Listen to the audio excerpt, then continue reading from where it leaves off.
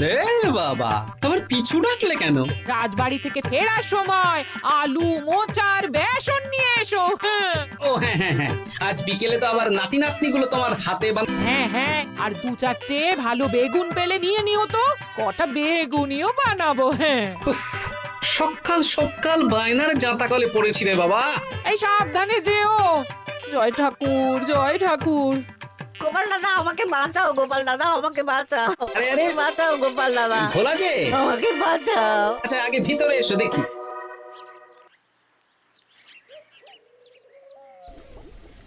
ও গোপাল দাদা গো, কথা পরে হবে, গোপাল দাদা। আগে তোমাকে বাঁচাবো, তারপর রাজসভায় যাবো। দেখি দেখি দেখি তোমার বাঁ হাতটা দেখি। ঠিক আছে, এ কি করছো গোপাল দাদা? দেখতে দাও তো, জোরে জোরে শ্বাস নাও। এ কি বলি, তুমি ফিরে এলে যে? চুপ গিন্নি, তুমি ভোলাকে জল বাতাসা দাও তো। হ্যাঁ, এটাও ঠিক আছে। সব কি করছো গোপাল দাদা? না, তুমি তো বলছিলে তোমাকে বাঁচাতে, এবার তুমি যদি না মরো তাহলে কি করে বাঁচাবো বলো তো? গোপাল দাদা এই রসিকতা করো না তো। এই নাও, আগে জল বাতাসা খাও, মাথা ঠান্ডা করো, তারপর কি সমস্যা সেটা বলো। হ্যাঁ,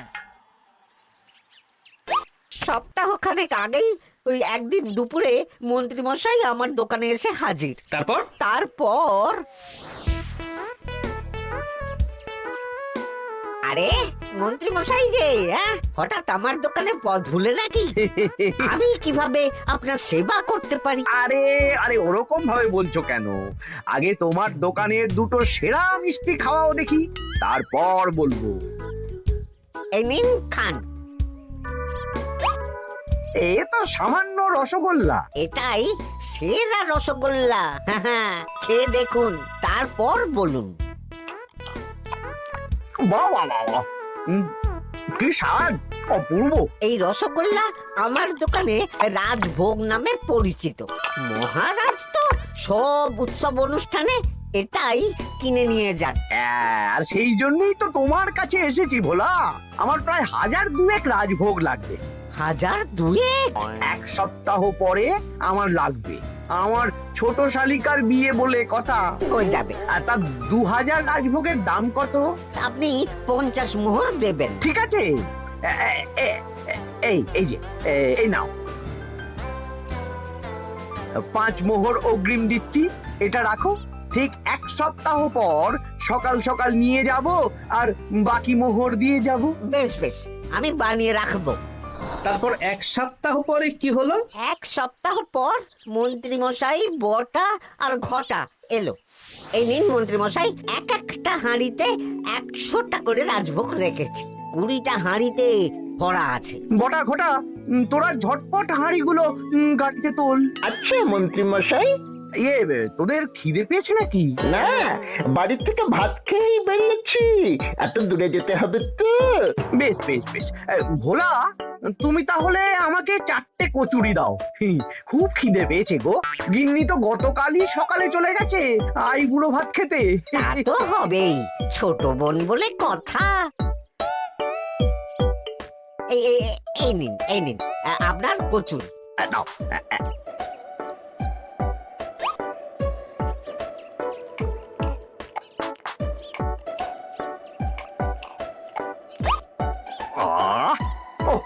ভোলা, তোমার হাতের কোনো জবাব নেই। যেমন রাজভোগ তেমনই কচুরি। কেন মন্ত্রী মশাই, কচুরির তরকারিতে বেশি মিষ্টি হচ্ছে নাকি? আরে না না, বলছি ভালো খেতে হয়েছে। তা এখন 4টে কচুরি কত দাম রেখেছো? এই 4 আনা মন্ত্রী মশাই। বেশ বেশ বেশ, এই না 4 আনা কচুরির দাম মিটে গেল। চল বটা ঘটা, 11 আন, গাড়ি ছোটাও। আরে ও মন্ত্রী মশাই, আমার বকেয়াটা দিয়ে যান। এই দাঁড়াও দাঁড়াও, কিসের বকেয়া? এই তো কচুরির দাম দিয়ে দিলাম। হ্যাঁ, আমরাও দেখেছি। কচুরি নয়, রাজভোগের বকেয়া। ওটা তো কবেই দিয়ে দিয়েছি, নইলে আমার বাড়ির জন্য বানিয়ে রাখো। আপনি তো মাত্র 5 মোহর অগ্রিম দিয়েছেন, এটা দিয়ে কি 50 মোহর কি করে হবে? আমি 50 মোহরই দিয়েছি ভোলা, তুমি ভুলে গেছো। এই আমার দেরি হয়ে যাচ্ছে, চলো চলো চলো চলো চলো।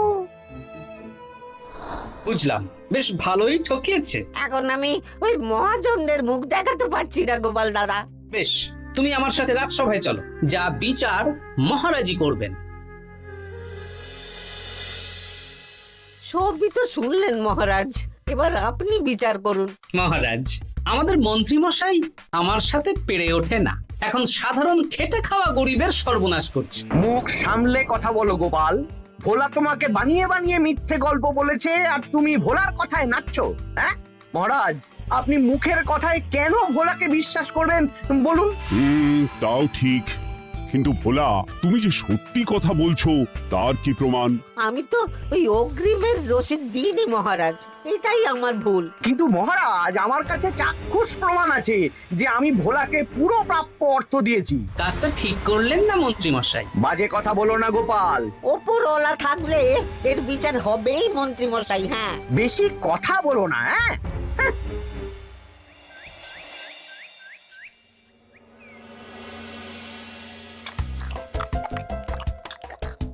সত্যি দিদা, তুমি এত সুন্দর মোচার চপ বানিয়েছো না? আহ, বেগুনিটাও কি মুচমুচে। বিকেল মানেই তো ভোলার দোকানের সিঙ্গাড়া। ভোলার কথা ভেবে খুব কষ্ট হচ্ছে জানিস। সত্যি দিদা, ভোলা কাকুর দোকানে যদি এত সুস্বাদু মোচার চপ বেগুনি বানাতো তাহলে দোকানে না লোকজন ভরে যেত। দেখি আজই ভোলার সাথে কথা বলবো। ওর 45 মোহর লোকসান হয়ে গেল রে।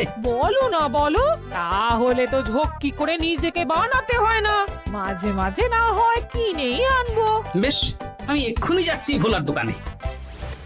সবই তো বুঝতে পারছি গোপাল দাদা, কিন্তু আমি তো মোচার চপ বানাতে পারি না। আরে বাবা, সে না হয় তোমাকে আমার গিন্নি শিখিয়ে দেবে। বিকেলে শুধু সিঙ্গাড়া না বেচে এর সাথে বিভিন্ন রকমের চপ, তেলে ভাজাও ভাজো, দেখো লাভ অনেক বাড়বে। হ্যাঁ, ঠিক আছে, তাহলে আজকে আমি ওই দোকান বন্ধ করে মা ঠাকুরনের কাছে যাব রান্না শিখতে। এসো এসো এসো।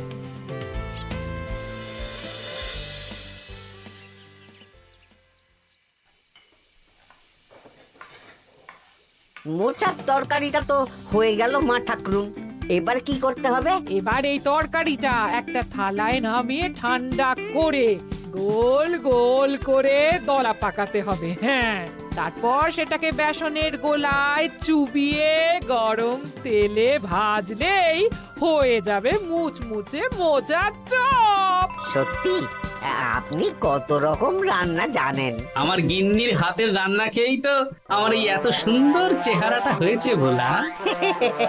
কালকে থেকে তাহলে বিকেলে ওই মোচার চপ বানাচ্ছি। হ্যাঁ, বেগুনিটাও মোটামুটি ওই বানাতে জানি, তবে এই আপনি একটু বলে দিলে আরো ভালো হবে। বেগুনির জন্যে বেসনের মধ্যে একটু কালো জিরে দিতে হবে, আর একটু ওই কি বলে খাবার সোডা, খুব সামান্য, তাই তো? তাহলেই ফুলবে। বেশ, কালকে ওই বিকেল বেলা দোকানে নতুন চমক আসছে। তোমার দোকানে ভিড় বাড়ানোর দায়িত্ব আমার। তোমার যা ক্ষতি হয়েছে সব পুষিয়ে যাবে। ধন্যবাদ। হুম, আগে থেকে ধন্যবাদ দিও না, একটা মোক্ষম দাও দেব, তারপর ধন্যবাদ দেবে। আরে তুমি যে আমার গিন্নির কাছে এসব শিখছো, এই কথা 5 কান করো না। না না না না, একদমই নয়।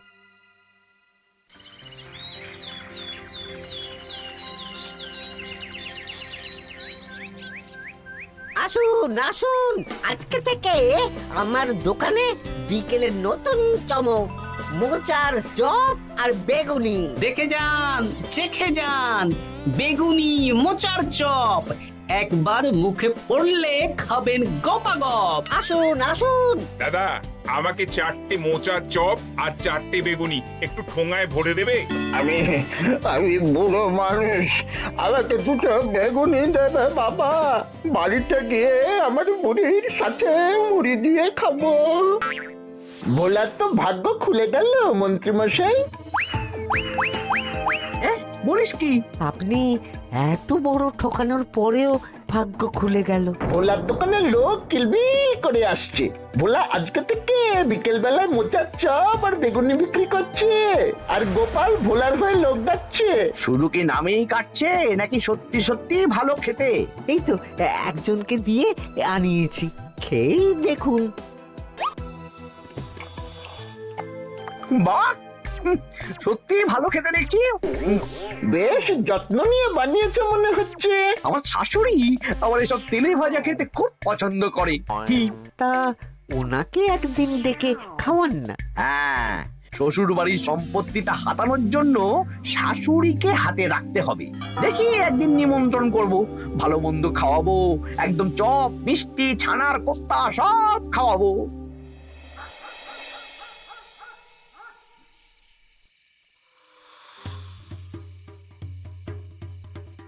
কি হঠাৎ এই সময় সদল বলে? দাদু, তোমার নামে আলোচনা হচ্ছিল রাস্তাঘাটে।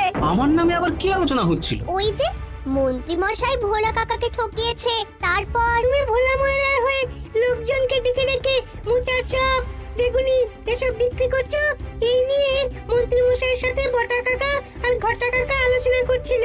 আরো বললো যে মন্ত্রী মশাইয়ের শাশুড়ি মাকে একদিন নিমন্ত্রণ করে ভোলা কাকার দোকানের চপ খাওয়াবে। আরে বাস, এত তাড়াতাড়ি এমন একটা সুযোগ পেয়ে যাব এটা তো ভাবতেই পারিনি রে। হ্যাঁ, কি সুযোগ দাদু? সে তোদের পরে বোঝাবো, আগে তোদের দিদাকে কিছু বুঝিয়ে বলতে হবে। শোনো গিন্নি, তোমাকে কাল পুকুর ঘাটে একটা কাজ করতে হবে। কি কাজ? পুকুর ঘাটে মন্ত্রী মশাইয়ের গিন্নি এখন আসেন কিনা বলো তো? রোজই আসেন। খুব ভালো, খুব ভালো। দুদিন আগেই তো গুলটেন মায়ের সাথে তুমুল অশান্তি করেছেন। হ্যাঁ, তুমি আগামীকাল ওনাকে ডেকে কিছু কথা বলবে। কি কথা? শোনো, বুদ্ধিটা ভালোই দিয়েছো। হ্যাঁ, ইয়ে বলছি গিন্নি, তোমার মা তো অনেক দিন হলো আমাদের বাড়িতে আসেন না। তা তো ঠিক, আসলে বয়স হয়েছে তো, এত দূর একা একা আসতে ভয় পায়। এ বাবা, এমন করিতকর্মা জামাই থাকতে একা আসবে কেন? তুমি বলো কবে নিয়ে আসতে হবে, আমি গরুর গাড়ি পাঠিয়ে দেবো। তাহলে কালকেই নিয়ে এসো, অনেকদিন মাকে দেখিনি। বেশ বেশ, আমি বটা ঘটাকে পাঠিয়ে দেবো। শুধু একবার আমার নামে সম্পত্তিটা লিখে দিক, তারপর আমাকে আর দেখে কে?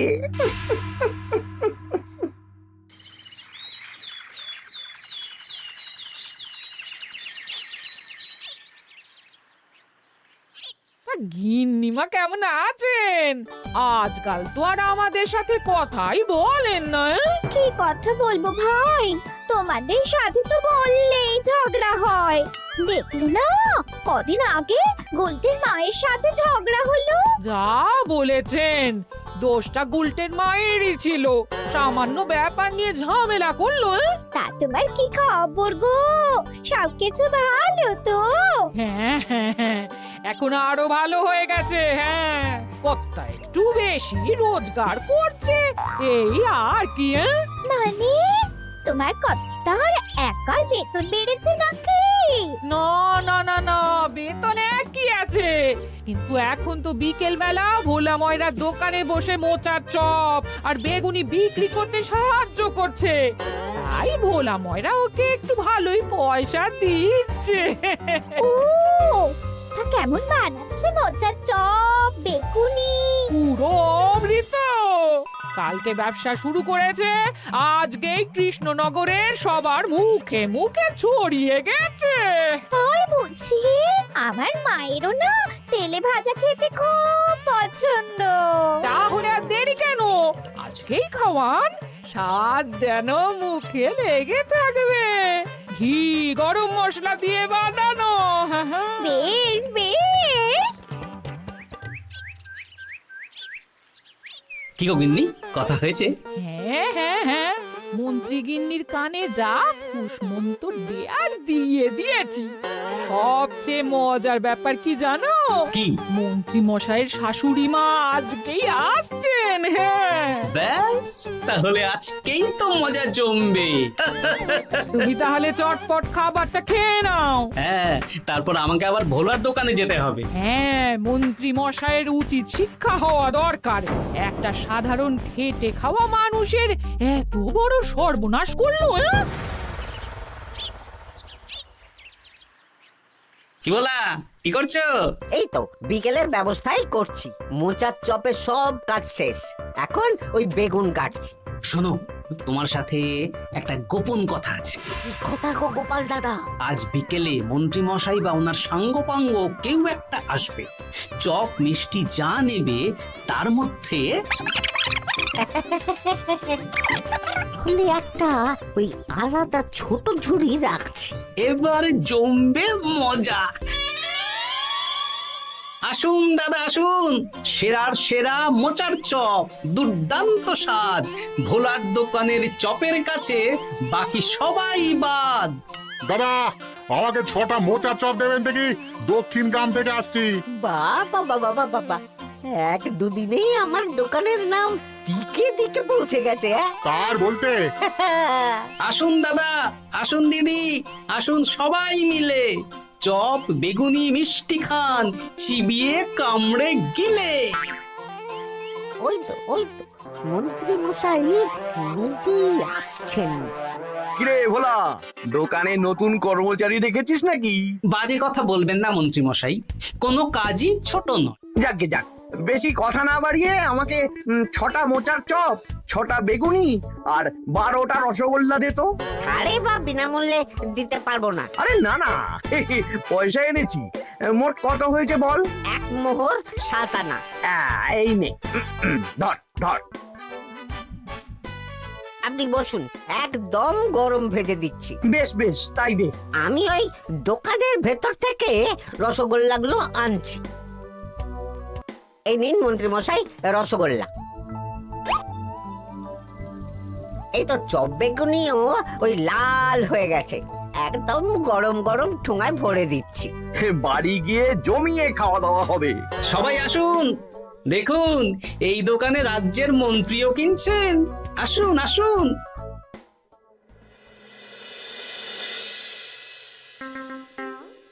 নিন মা, খাওয়া শুরু করুন মোচার চপ ভোলার দোকানের। ভোলার দোকানের রাজভক্ত ছোট মেয়েটার বিয়েতে খেয়ে সবাই ধন্য ধন্য করেছে। দেখি এবার মোচার চপটা কেমন হয়েছে। হ্যাঁ, আগে খেয়ে নিন কেমন, তারপর আপনার জমি জায়গা এসব নিয়ে আলোচনা করব। দেখি সবাই এত বলাবলি করছে, খেয়ে দেখি।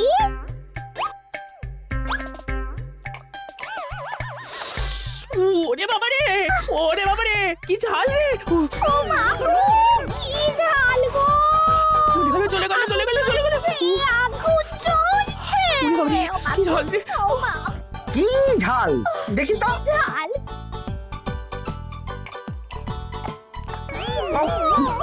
ওরে বাবা গো, এ তো আগুন ঝাল। ওরে বাবারি, ওরে বাবারি। এই তো মিষ্টি মিষ্টি মিষ্টি। এই যে এই রসগোল্লাটা খাই। কই কই দেখি দেখি দেখি, রসগোল্লা দেখি।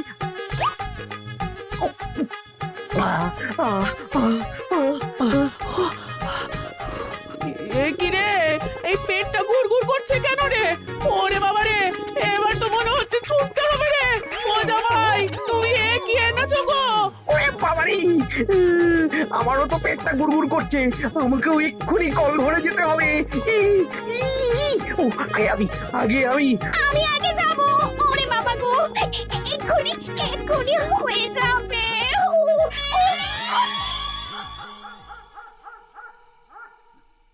আর পাচ্ছি না, আর পাচ্ছি না, 6বার হয়ে গেল। আমার 5 বার। আমি তোমাকে মেরেই ফেলবো।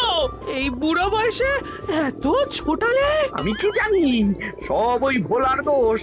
কালকে রাজসভায় বলবো। ওরে বাবারি, আবার যেতে হবে, আবার যেতে হবে।